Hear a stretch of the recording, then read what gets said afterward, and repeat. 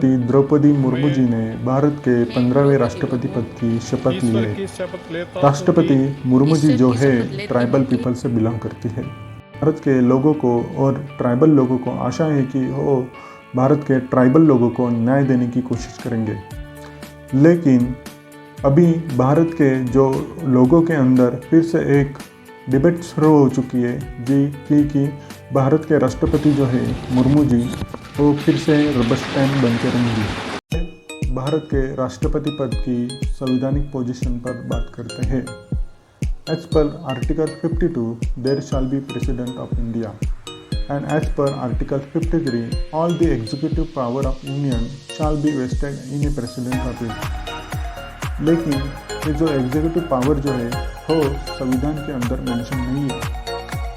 1955 में एक केस हुआ था Ram Jawaya Kapur versus state of Punjab.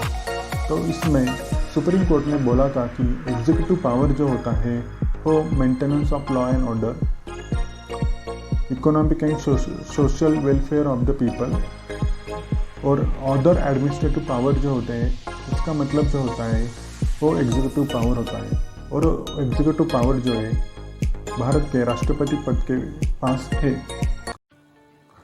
लेकिन हम अभी देखते हैं कि डॉक्टर राजेंद्र प्रसाद जी के कार्यकाल में क्या हुआ था। तो और डॉक्टर राजेंद्र प्रसाद जो है वो संविधान सभा के अध्यक्ष थे।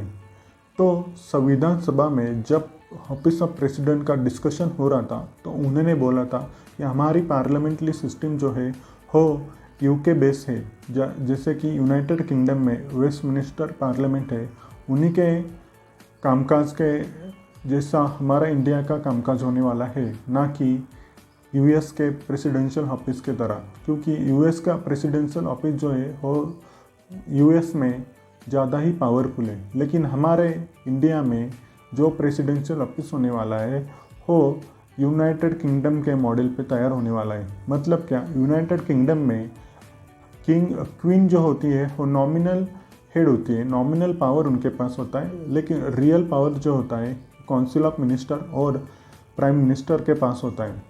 सुप्रीम कोर्ट ने भी हमारे भारत देश में Ram Jawaya Kapur versus state of Punjab in 1955 में बोला था कि रियल पावर जो है काउंसिल ऑफ मिनिस्टर और प्राइम मिनिस्टर के पास होगा, ना कि प्रेसिडेंट के पास। President is only nominal head of the country. इसका मतलब होता क्या है कि काउंसिल ऑफ मिनिस्टर और प्राइम मिनिस्टर जो है उनको सपोर्ट करने के लिए होंगे। लेकिन जब डॉक्टर राजेंद्र प्रसाद जो है भारत देश के पहले राष्ट्रपति बने और भारत देश के पहले पंतप्रधान जो थे पंडित जवाहरलाल नेहरू जी, इन दोनों के बीच में कंट्रोवर्सी हुई। और इन कंट्रोवर्सी में सीरीज ऑफ लेटर जो एक्सचेंज हुए थे, इसकी हमें रिसेंटली एक बुक पब्लिश हुआ है, उसमें इसकी जानकारी दी गई है। तो उसमें ऐसा बोला गया था कि जो राष्ट्रपति जो थे डॉक्टर राजेंद्र प्रसाद हो एज अ डिस्क्रिशनरी पावर जो है यूज़ करना चाहते थे। और उन्होंने बोला था कि भारत के संविधान ने ऐसा कोई रेस्ट्रिक्शन भारत के प्रेसिडेंट के ऊपर रखा नहीं है। लेकिन पंडित जवाहरलाल नेहरू ने बोला कि डॉक्टर राजेंद्र प्रसाद ने संविधान सभा में बोला था कि हे क्वीन जो है यूनाइटेड किंगडम की जैसी हमारी पार्लियामेंट्री डेमोक्रेसी जो है होने वाली है। लेकिन अभी डॉक्टर राजेंद्र प्रसाद जो है वो पलट गए। तो उसका इसलिए उन्होंने सुप्रीम कोर्ट में का जजमेंट जो था उसका सहारा लिया और उन्हें बोला कि प्रेसिडेंट जो है वो नॉमिनल हेड है और काउंसिल ऑफ मिनिस्टर और प्राइम मिनिस्टर जो है वो रियल एग्जीक्यूटिव पावर है। अभी उसके बाद इन 1971 में UN राव वर्सेस इंदिरा गांधी जी का खटला हुआ था सुप्रीम कोर्ट में। तो उसमें भी सुप्रीम कोर्ट ने बोला कि जो रियल हेड जो है वो काउंसिल ऑफ मिनिस्टर और प्राइम मिनिस्टर है और नॉमिनल हेड जो है वो प्रेसिडेंट ऑफ इंडिया है। इसका मतलब क्या होता है कि प्रेसिडेंट ऑफ इंडिया जो है वो रबर स्टैम्प है। लेकिन इन 1976 में ऐसा हुआ कि आर्टिकल 74 जो है जहाँ पे लिखा हुआ था कि there shall be prime minister of India to aid and advice of president. तो वहाँ पे अमेंडमेंट हुआ, कॉन्स्टिट्यूशनल अमेंडमेंट एक्ट 42 इन 1976 में हुआ था।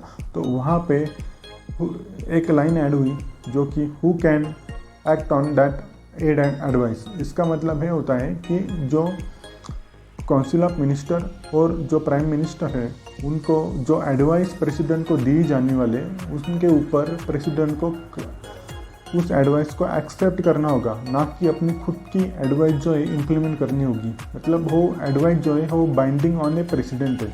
उस वजह से भारत का राष्ट्रपति जो है रबर स्टैम्प बन के रहते हैं। तो चलिए देखते हैं arguments in favour of rubber stamp of president.